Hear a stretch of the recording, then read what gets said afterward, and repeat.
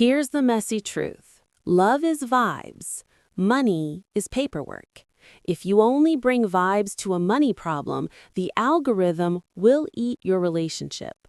Part 1 exposed the gold digger trope. Part 2 builds guardrails. We're talking prenups, privacy, and power, not to kill the romance, but to protect it. I'll show you what actually works in real life, how to map your money before it maps you, how to set boundaries that keep your love life off the explore page, and how to share power without starting a cold war. UK first with smart steals from the US. No scare tactics, no legalese for sport, just receipts, templates, and sentences you can say out loud to someone you love. If you want peace, clarity, and a plan you both agree to, this is your episode. Ready? Let's get practical. Source anchors I'll draw on in this episode for accuracy. UK prenups carry weights post-Radmacher v. Granatino. They aren't automatically binding, but are persuasive if fair and properly done. UK law now targets intimate image abuse and deepfakes. Cohabiting couples should consider declarations of trust and living together agreements. This is commentary and education, not legal or therapeutic advice. I'm going to point you to principles courts and clinicians actually use, but your situation needs a qualified professional who can look at your facts. If you need legal guidance, speak to a regulated solicitor. If you need mental health care, speak to a licensed clinician. Internet videos are not a substitute for either. House rules for this channel are simple. Disagree with ideas, not people. No harassment, no dogpiling, no doxing, no slurs. If you're tempted to tag someone to sick a crowd on them, don't. Keep it civil, cite your sources, and remember there are real people on the other end of your comment. On accuracy, I'll do my best to use credible reporting in plain language. If I miss something, drop a source politely, and I'll review it. If it checks out, I'll correct or pin it. Rumors and recycled screenshots don't count. Bring receipts. On well-being, if any topic here lands too close to home, take care of yourself first. Mute the video, take a walk, talk to someone you trust, or reach out to a local service. Your nervous system matters more than finishing an episode. On privacy and safety, don't share private information about yourself or anybody else in the comments. Don't post locations in real time, don't upload private materials, and don't urge anyone to do so.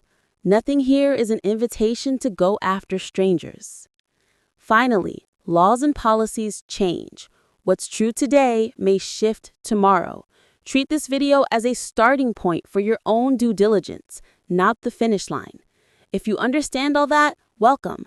Let's get into it with respect, receipts, and a little bit of grace.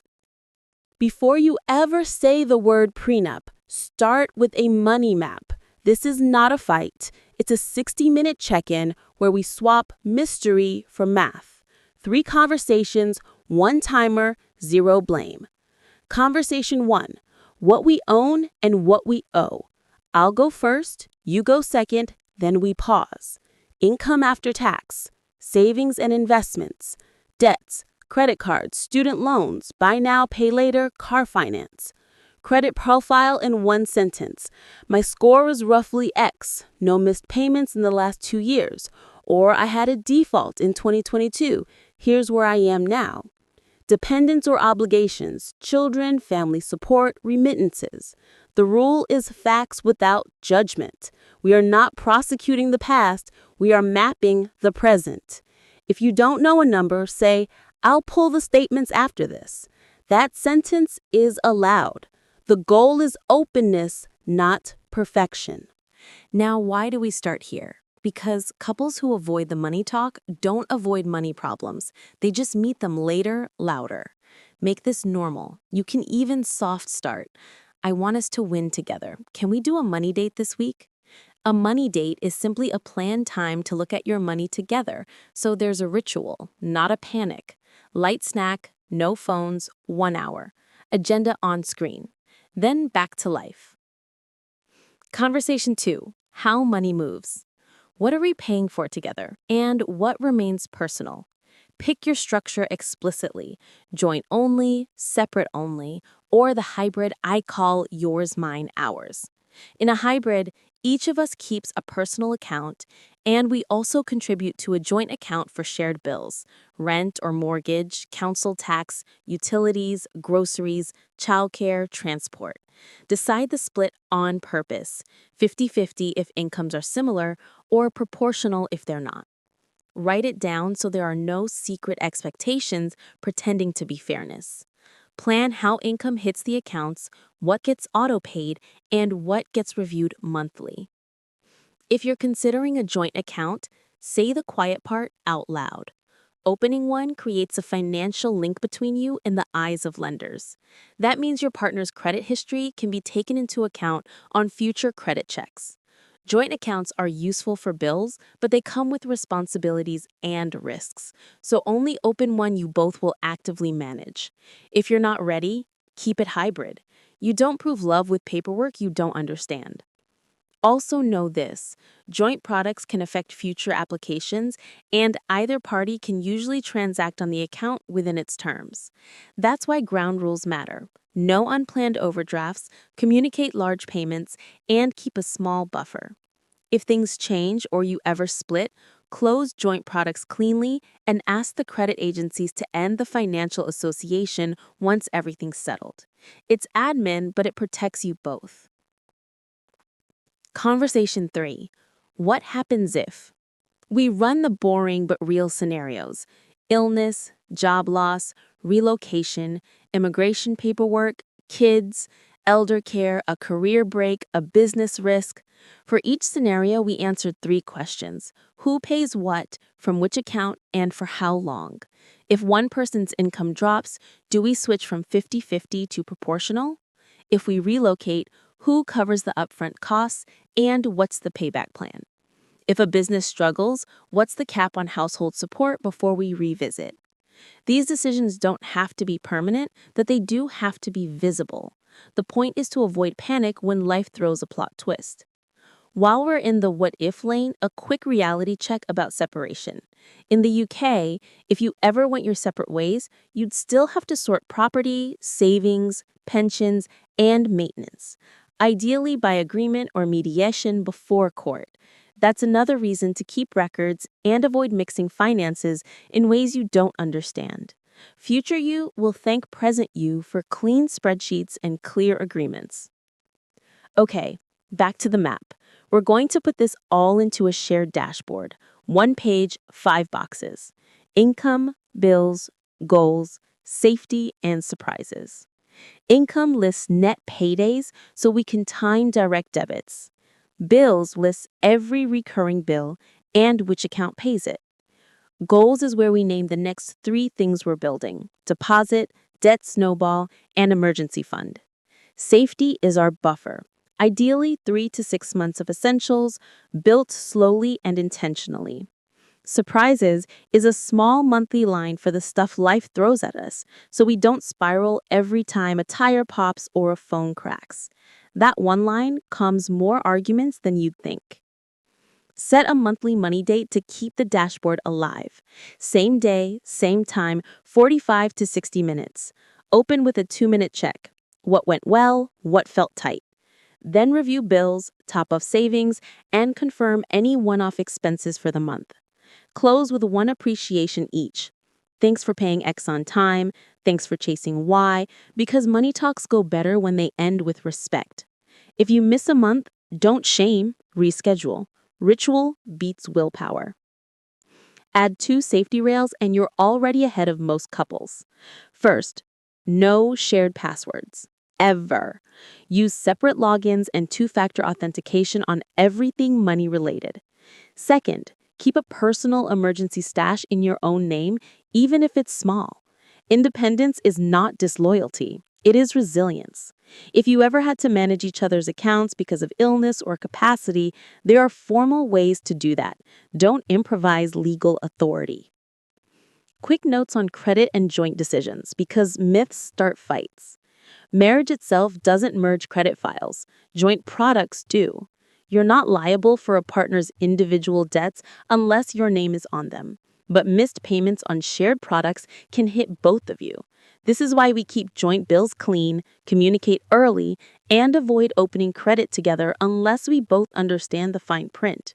If the association needs to end later, close the joint product and request disassociation with the credit agencies. Calm, documented, done. If you want a sentence to carry into the room, use this. Here's what I have, here's what I'm worried about, and here's what I'd like to protect for both of us. That framing signals partnership, not paranoia. We're not scoring points. We're building a household operating system we can both run. Today, we made the map. Next, we'll add the guardrails. Okay, prenups in England and Wales. Short version, they're not automatically binding, but since a 2010 Supreme Court case, well-made agreements carry serious weight. Judges will usually give effect to a prenup that was entered into freely with real understanding and that remains fair when you actually split. If it's exploitative or would leave someone in hardship, the court can step in. That's the balance. What does give effect mean in practice? It means a good prenup becomes a powerful piece of the puzzle when the court decides finances. It doesn't erase the court's job, but it can steer the outcome, sometimes decisively, if the process was clean and the terms aren't lopsided. Think of it as a map the judge is willing to follow unless the terrain has changed or the route was never safe. The legal backbone here is the Matrimonial Causes Act of 1973, Section 25. That section tells the court to consider all the circumstances with the children's welfare as a first consideration, plus factors like income, earning capacity, property, needs, contributions, standard of living, ages, disability, and conduct in rare cases. A prenup is one of those circumstances. It doesn't delete Section 25. It lives inside Section 25. So what makes a judge trust your document? 4 big ingredients: voluntariness, understanding, disclosure, and fairness. Voluntariness means no pressure, no ambush, no sign this tonight or the wedding's off. Understanding means each person actually grasped what they were giving up and what they were keeping. Disclosure means numbers, not vibes, schedules that list assets, debts, income, pensions, so no one is signing blind. And fairness is the safety valve at the end. Even a beautifully drafted agreement can be adjusted if enforcing it now would be unjust. That approach comes straight out of the 2010 Supreme Court decision. Let me translate that into good practice moves you can script right now. First, time. Exchange a first draft weeks in advance and sign well before the wedding, no last-minute rush. Practitioners often aim for at least 28 days pre-ceremony. Why 28?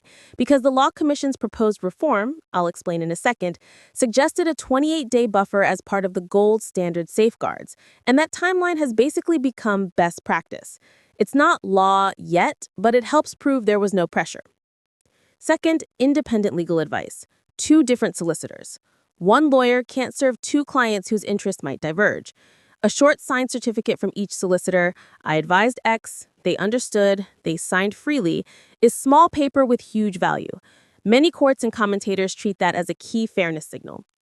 Third, full financial disclosure in an annex or schedule. Assets with rough values, liabilities with current balances, income with a recent payslip or tax figure, and pensions with the latest statement. You don't need down-to-the-penny valuations for everything, but you do need a clear picture. If you hide the ball, you risk the whole agreement. Fourth, fair terms. English law has 3 touchstones on divorce: needs, sharing, and sometimes compensation, with needs, housing, reasonable income security, doing most of the heavy lifting, especially where kids are involved. Your prenup should respect needs. It can ring-fence certain assets, premarital savings, a business you built before the relationship, family gifts and inheritances, so those items are clearly identified. It sets a fair plan for marital assets and, where appropriate, spousal maintenance with an eye on needs. It confirms independent advice and that both parties had time to think and revise no night before signing. It attaches disclosure schedules so the numbers are in black and white. And many couples add either a sunset clause, it expires unless you both reconfirm it, or review points for big life events, childbirth, relocation, illness, so the agreement can evolve with reality instead of breaking against it. Those features are common in practitioner guidance for robust agreements. What can a prenup not do? It can't take the court's duty to ensure fairness and throw it in the bin. It cannot lock out provision for children or contract you out of meeting basic needs. And it cannot stop a court from adjusting outcomes if strict enforcement would be unfair at the time of divorce. That isn't a bug, it's the safeguard. Now, the big picture and why you keep hearing about qualifying nuptial agreements. Back in 2014, the Law Commission recommended creating a new, clearly binding category, Q&As, if certain safeguards were met, made by deed, independent legal advice for both, full disclosure, and not signed within 28 days of the wedding.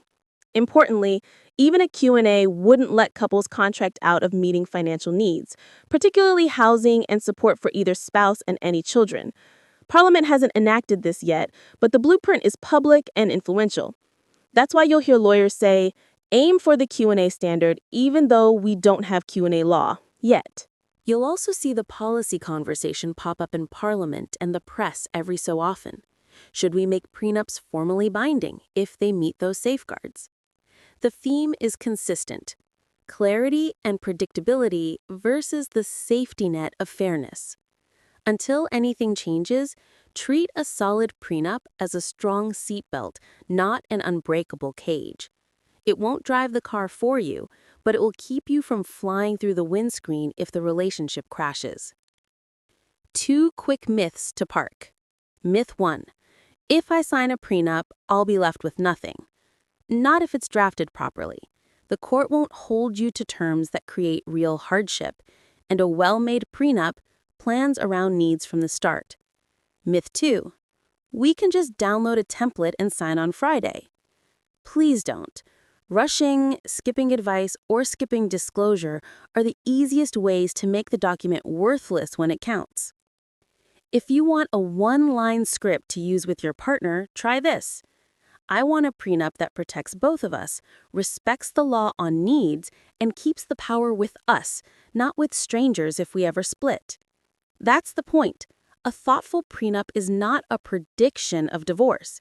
It's 2 adults writing down what you already believe is fair in a way a court can recognize later. Write it calmly, disclose honestly, sign in good time, and make space for life to change. That's how prenups actually work here. In the United States, prenups are state law, not federal, and the rules aren't identical. Many states follow uniform models, the UPAA or the newer UPMAAA, which lay out the big pillars courts look for. The agreement must be voluntary, signed with real understanding, not unconscionable, and grounded in adequate financial disclosure. Translation: process and fairness both matter. Under those uniform acts, a prenup can be tossed if someone proves they didn't sign voluntarily, or if the terms were unconscionable and they didn't get a fair and reasonable disclosure or knowingly waive that disclosure before signing. That disclosure or knowing waiver piece is why serious prenups include schedules of assets, debts, and income in writing. One bright line rule you'll see over and over: you cannot contract away a child's right to support. Courts will not enforce prenup language that reduces child support below what the law requires or predetermines custody. Those decisions turn on the child's best interest at the time, not on a clause you wrote years ago. Independent lawyers for each partner aren't mandatory everywhere, but they're strongly advised, and in some places, functionally essential for certain terms. Example: in California, any spousal support waiver in a prenup is not enforceable against a party who didn't have independent counsel when they signed. And even with counsel, a court can refuse to enforce a spousal support waiver if it's unconscionable at the time of enforcement. California also builds in a timing safeguard. The receiving party must be advised to seek independent counsel at least 7 days before signing the final agreement. That 7-day rule is there to reduce duress, create space for review, and keep last-minute pressure from poisoning the process. Because each state tweaks the details, you'll see local twists. Some states add formalities about how agreements are acknowledged or notarized. Others have case law spelling out when a lopsided term shocks the conscience and gets thrown out. The theme is consistent, though.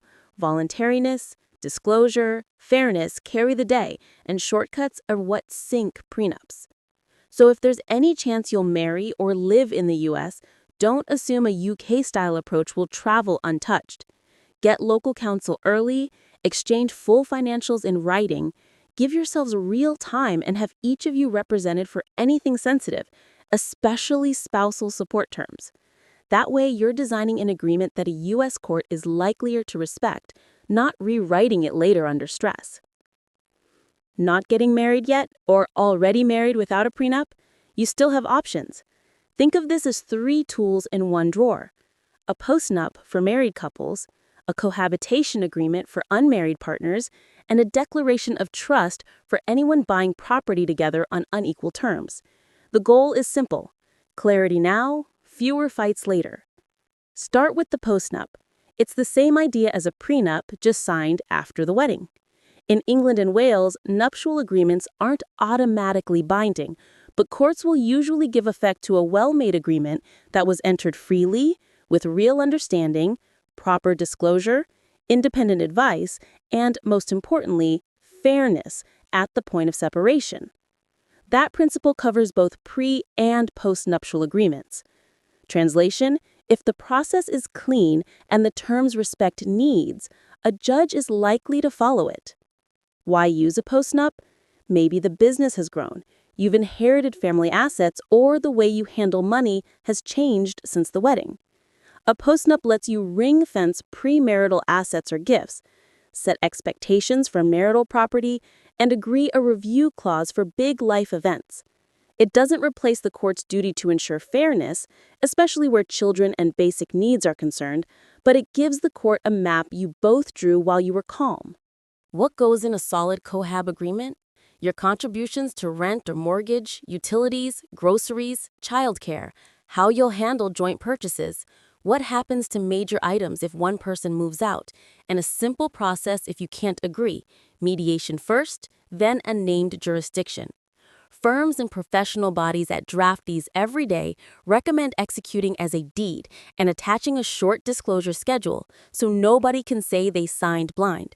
That combination, deed, disclosure, advice, makes enforcement far more likely. Now, if you're buying a home together and your deposits aren't equal, add a declaration of trust. This document records your beneficial shares, for example, 70-30 or 60-40, and sets rules for how sale proceeds split. You can pair it with a land registry restriction, commonly Form A, so there's a visible flag on the title. Capital money from a sale has to be handled properly, and the trust terms can't be quietly ignored. The declaration captures the maths, the restriction helps protect it in practice. Why does that matter? Because without paper, courts can default to assumptions about equal shares. And years of "but I paid more" can evaporate if you never documented it. A declaration of trust plus a cohab agreement gives you both evidence and process: who owns what, and how you'll sort it out if the relationship changes. Government guidance explains how ownership and restrictions are recorded, and practice guides show when a Form A restriction is entered to protect beneficial interests under a trust of land. A quick reality check. A declaration of trust records beneficial ownership. You don't usually file the deed itself on the register, but you can, and often should, put a restriction on the title to signal that the property is held on trust.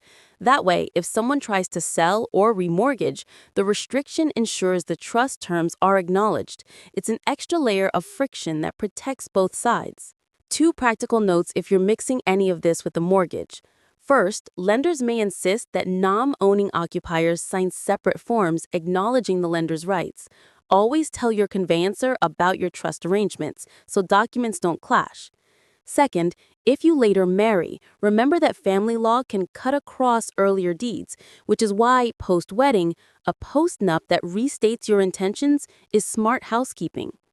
If all of this feels heavy, keep the script simple. For married couples, we're happy. We want a postnup that respects needs and protects premarital or family assets. Let's do disclosure and get independent advice so it stands up later. For unmarried couples, we love each other and we're practical. We want a cohab agreement for day-to-day costs and a declaration of trust to reflect our deposit split with the land registry restriction so the paperwork isn't just a wish. That's not distrust. That's design. Rule of thumb to end on. Write it while you're calm. These documents are clearest when everyone's nervous system is quiet and the bills are on the table. Do it as a deed, attach the numbers, take independent advice, and give yourselves time, no last-minute signatures. Your future selves will thank you for the boring paperwork you did on a good day. Quick housekeeping that saves breakups from turning into lawsuits. In England and Wales, there are two main ways to co-own a home: joint tenants or tenants in common. With joint tenants, you each own the whole together. There aren't percentage slices, and there's the right of survivorship. If one of you dies, the other automatically owns the property, regardless of any will. With tenants in common, you each own a defined share, 50-50, 70-30, whatever you've agreed, and there is no survivorship. Your share can pass by will or intestacy to someone else. Choose the form that matches your real plan, not the one your mate used. If your deposits were unequal, say one of you put down $60K and the other $20K, record that properly. The clean way is a declaration of trust that says who owns what percentage and how sale proceeds split after mortgage payoff and costs. If you want that reality reflected on the title, you normally enter a Form A restriction, so the register shows the property is held on trust for you both in shares. That restriction doesn't publish your percentages to the world, but it flags that beneficial shares exist, so a sale has to respect them. Without that paper trail, years of "but I paid more" can evaporate into a default 50-50 when things get hostile. Can you switch between the two forms later? Yes, both directions.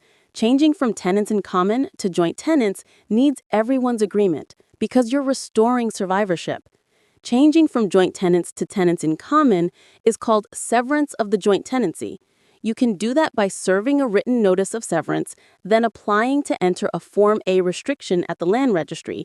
That's the SEV application. The key idea: after severance, you each hold a separate share that can pass by will. Do not rely on "we said it in texts." File the paper.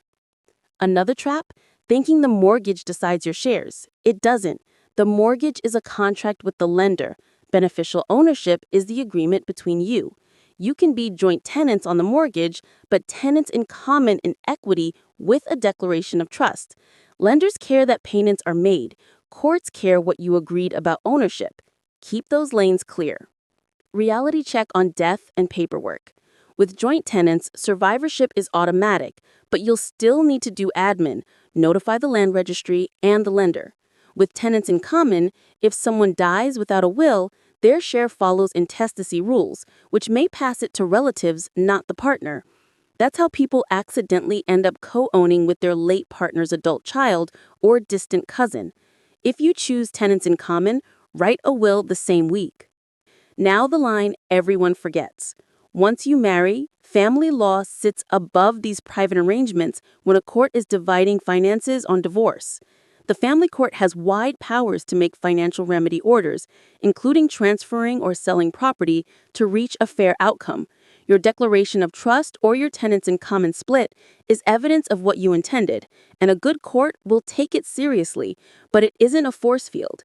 If strict enforcement would produce unfairness, especially around housing and needs, the court can depart from it. That's why a prenup or postnup that references your declaration and explains your intentions can be so useful later. You're giving the judge a coherent map the two of you drew in calm weather. Lightning round to fixes you can do this month.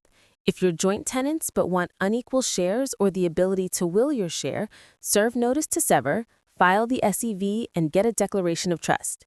If you're tenants in common but always meant survivor takes all, agree to convert to joint tenants and update your wills accordingly. If you put in unequal deposits and never wrote it down, stop arguing in the kitchen, write a declaration of trust that covers deposits, mortgage, repairs, and sale costs. If you're buying now with unequal money, ask your conveyancer to prepare the declaration before exchange and lodge the Form A restriction on completion so your beneficial split can't be silently ignored. If marriage is on the horizon, carry your property paperwork into a pre- or post-nup that respects needs and repeats your intentions in plain English.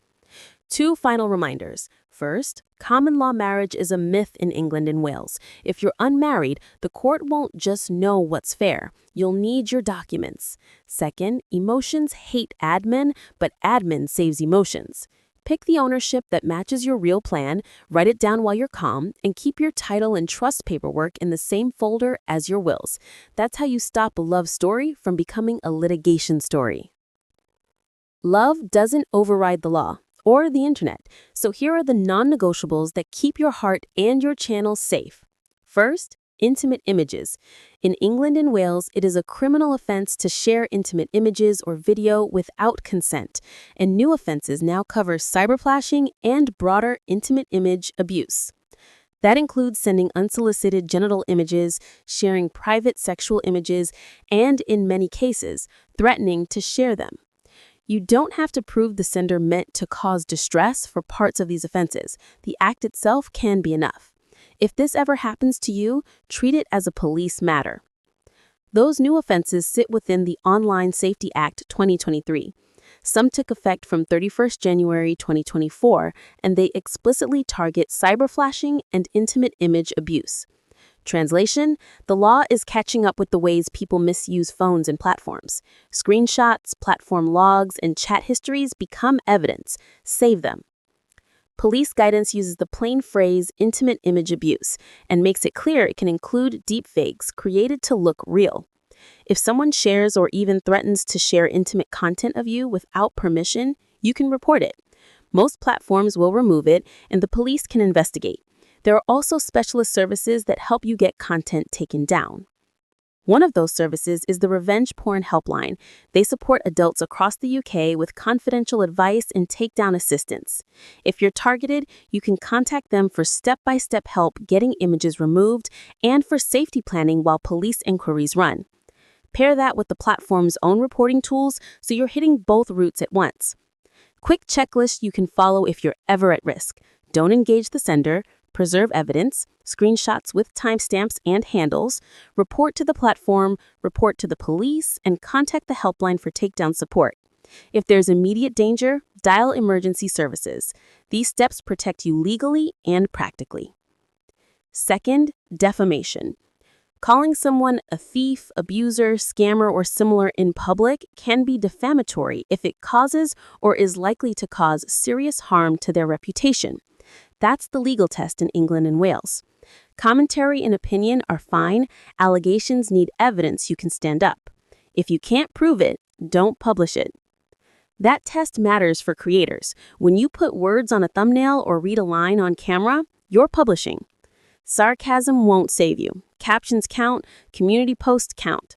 Stick to verifiable facts, use alleged where appropriate, and when in doubt, describe behavior you can link to a source rather than accusing someone of a crime. The law looks at meaning and impact, not just your intent. Third, house rules for couples, because privacy is a team sport. Make a do not post list, topics, images, or family members that are off limits. Turn on two-factor authentication for every important account, email, banking, socials, and keep separate logins. No shared passwords. If you need to pay shared bills, use a joint card or a shared expense tool, not each other's credentials. And please, no live location posting. Delay your stories, blur address numbers, and keep front doors and routine routes out of frame.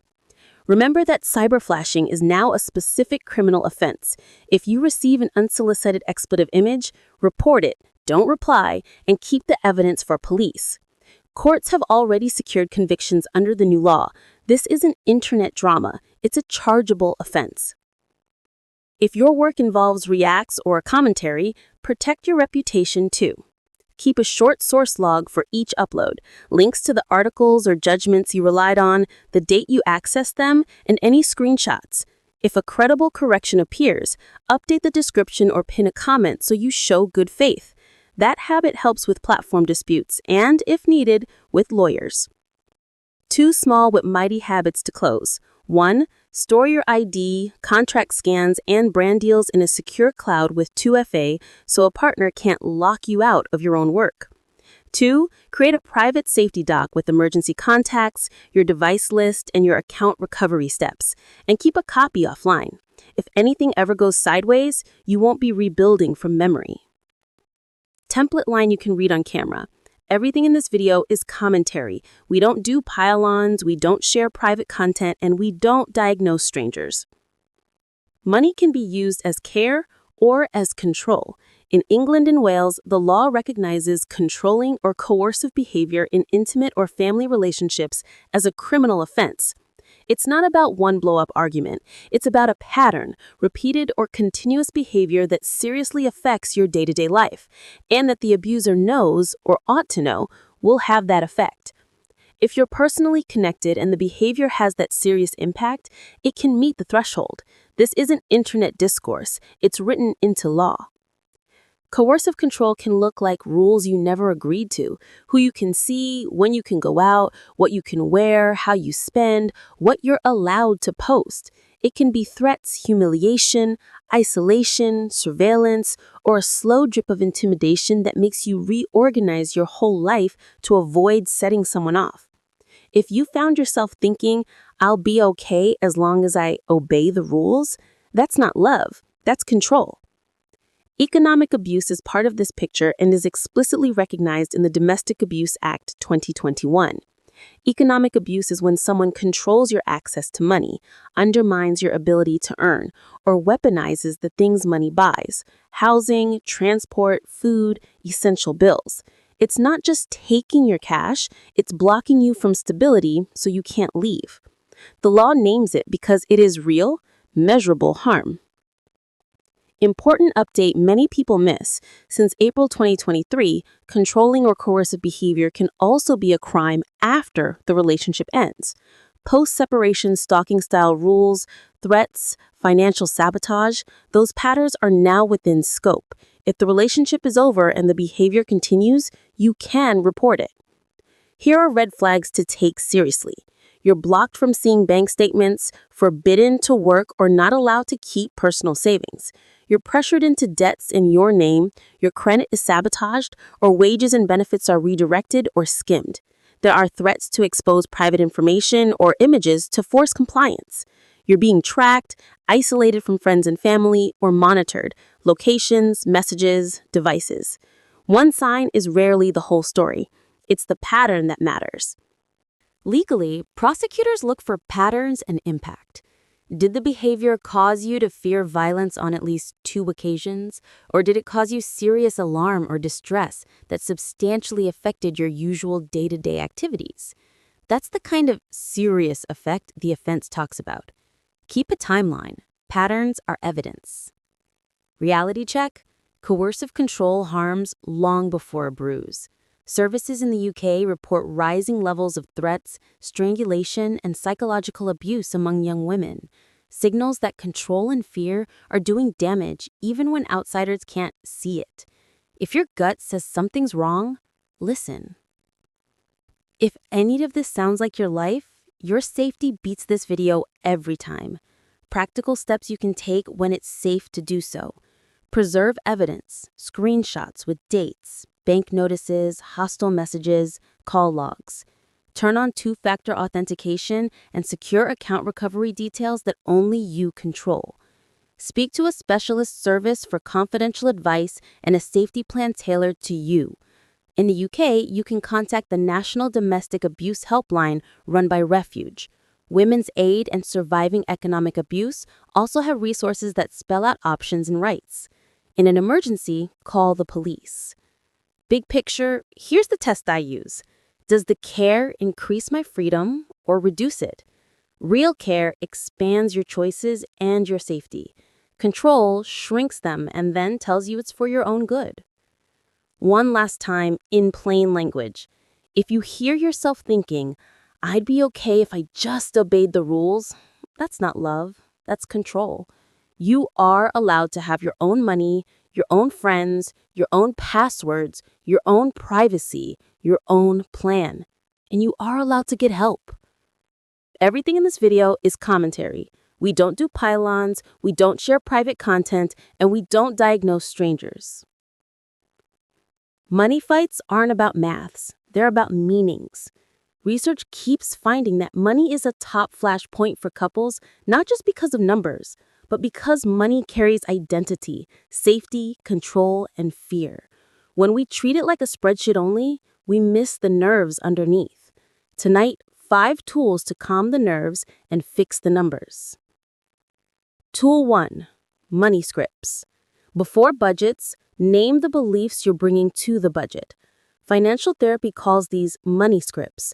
Deep, often childhood-shaped beliefs like money equals safety, money equals status, talking about money is rude, or I'll be okay when I have more. These scripts predict conflict more than the balance does, so we surface them out loud. My script says saving equals love. Your script says generosity equals love. Once a script is named, you can edit it. Think of it as debugging your relationship code. Quick exercise you can literally read on camera. Each of you finishes 3 lines. Money means blank. Growing up, I learned that people with money, blank. When I'm stressed, I want to save, spend, hide, or ignore. That's your first map. Tool 2. The money date. Monthly, 45 minutes. Schedule it like a haircut. Same day, each month, 45 minutes, timer on.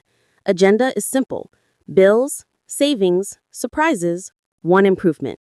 You are not allowed to redesign your whole life. You're allowed one small upgrade. End with 1 sentence of appreciation each. No sarcasm. Ritual beats willpower. The idea of a standing money date is recommended by mainstream relationship and money resources for a reason. It lowers avoidance and normalizes the talk. Script you can use? Here's what I handled. Here's what felt tight. Here's one thing I'll improve by next month. Keep notes in a shared doc. If you miss a month, reschedule. Don't punish. Tool 3. The 4 horsemen check, plus timeouts when flooded. When a money chat spikes, it's rarely the bill, it's the pattern. Criticism, contempt, defensiveness, stonewalling. Name them at the table. Swap criticism for a gentle startup, like when X happens, I feel Y and I need Z. Swap contempt for appreciation. Name one thing your partner did right this week. Trade defensiveness for accountability, like you're right, I was late paying that. And replace stonewalling with a 20 to 30-minute timeout if you feel physiologically flooded, heart racing, can't think straight. Then resume with notes.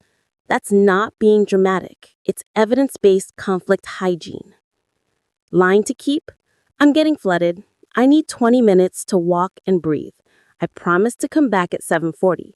A timeout without a return time is just avoidance. Put the return on the calendar. Tool 4. The 2 account system. Yours, mine, ours. Most couples do best with some mix of autonomy and teamwork. The practical pattern?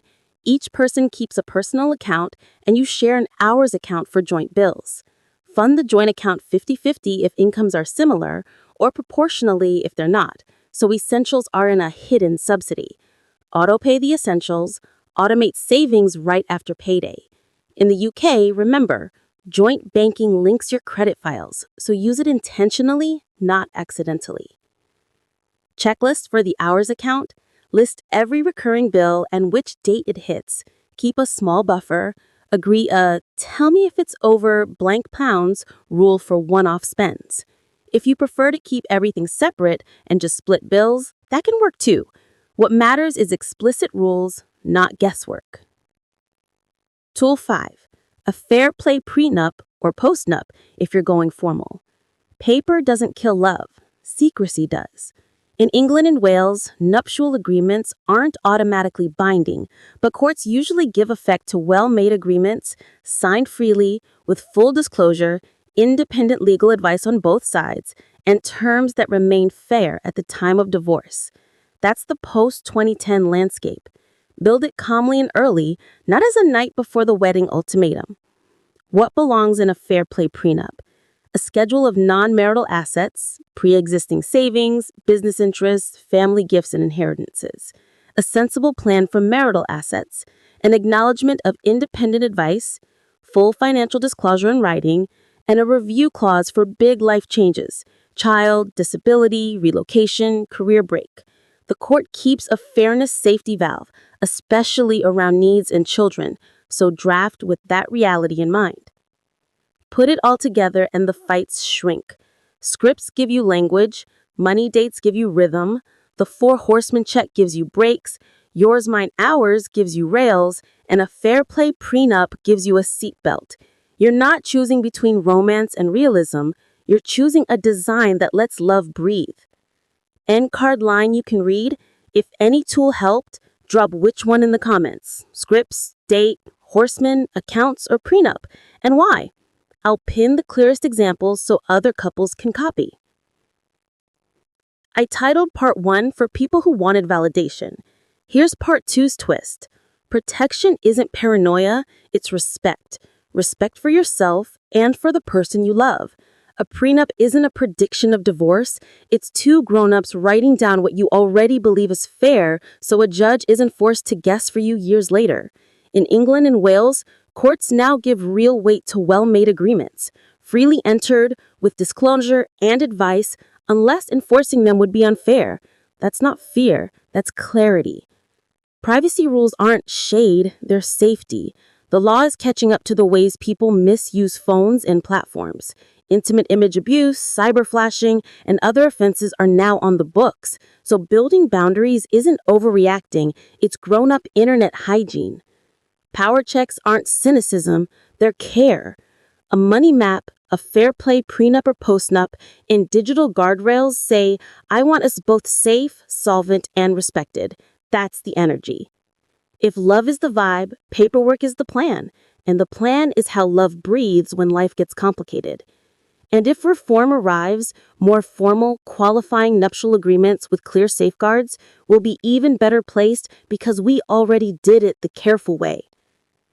Tell me the first boundary you'll set after this: money, privacy, or power, and why. I'll pin a few that model care and clarity. Next episode, Inside a Fair Prenup, line-by-line examples you can take to a solicitor, clean disclosure schedules, smart sunset or review clauses, spousal support guardrails, and how to write a creative but fair plan for a business, a house, or an inheritance. If this helped, subscribe and share it with someone who needs receipts, not rumors. I'll see you in Part 3.